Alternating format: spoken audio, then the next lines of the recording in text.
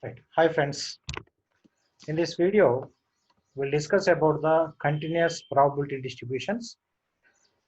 In the last class, we have discussed about the discrete probability distributions like binomial, Poisson, and multinomial distributions.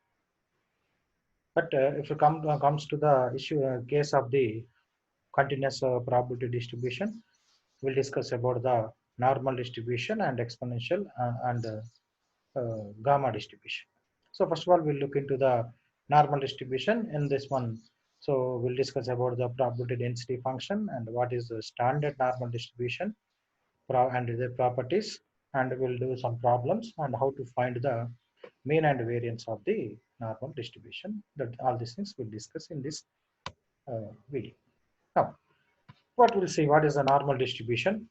A random variable capital X is said to be follow normal distribution if it is probability is given by density function is given by f of x equals to 1 by sigma into root 2 pi into e power minus 1 by 2 into x minus mu by sigma whole square, where x values are from minus infinity to plus infinity.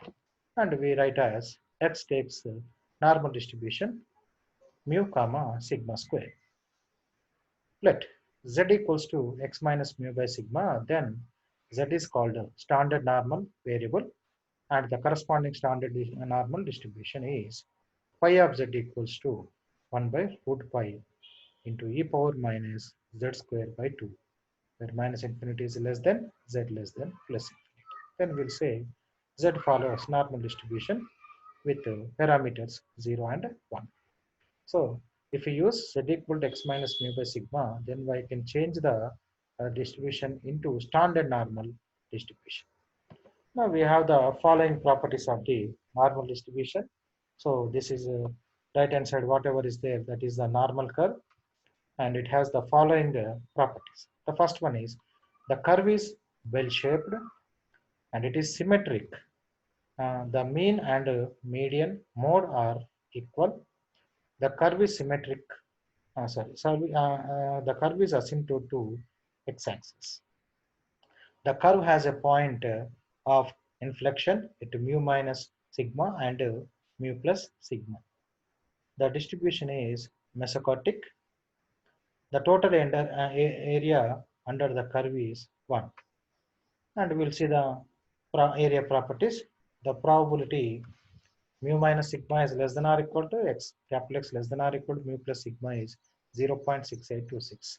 That means 68.26 data percentage of the area comes under between mu minus sigma to mu plus sigma. And probability of mu minus 2 sigma less than or equal to capital X less than or equal to mu plus 2 sigma equals to 0.9544. So that is 95.4 percentage. So 95, almost 95% of the area comes between minus 2 sigma to plus 2 sigma. Similarly, probability of mu minus 3 sigma is less than or equal to capital X less than or equal to mu plus 3 sigma is 0.974. So 97% is comes between mu minus 3 sigma to mu plus 3 sigma. So these are the main properties of the normal distribution. So now we'll see what are the applications of this normal distribution. It is used to find the control limits in statistical quality control. Most of the distributions like binomial, Poisson, etc. can be approximated by normal distribution. The entire theory of small test is based on the fundamental assumption that parent population from which the samples have been drawn follow the normal distribution. And fourth one, many of the distributions of the sample statistics tend to normality for large samples, and such they can be studied with the help of the normal curves.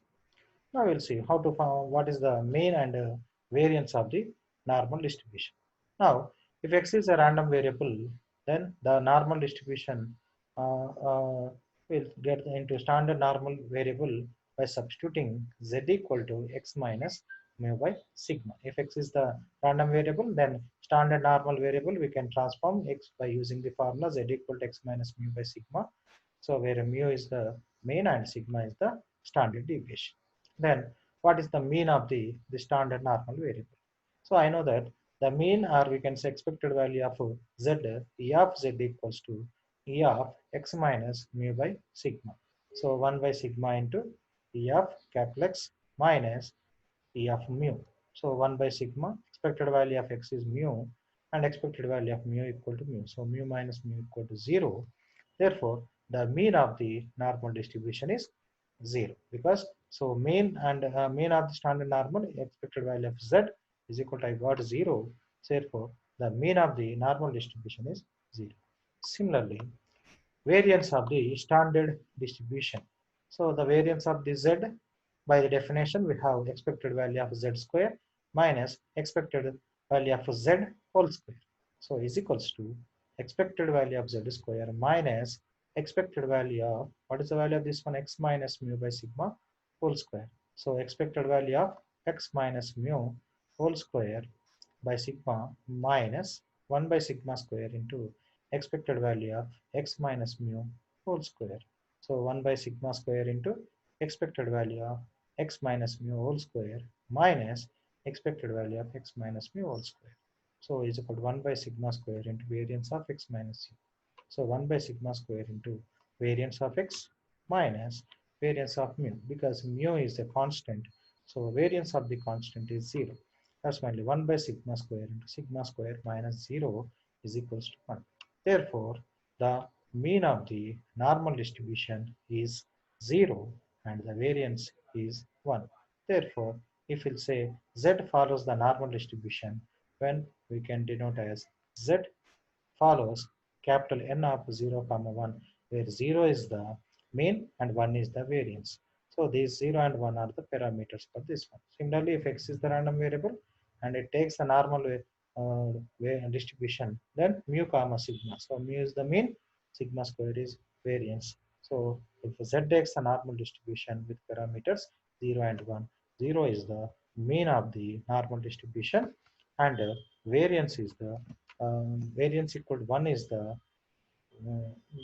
one is the variance of the normal distribution. So these are the things I'll discuss here. Thank you.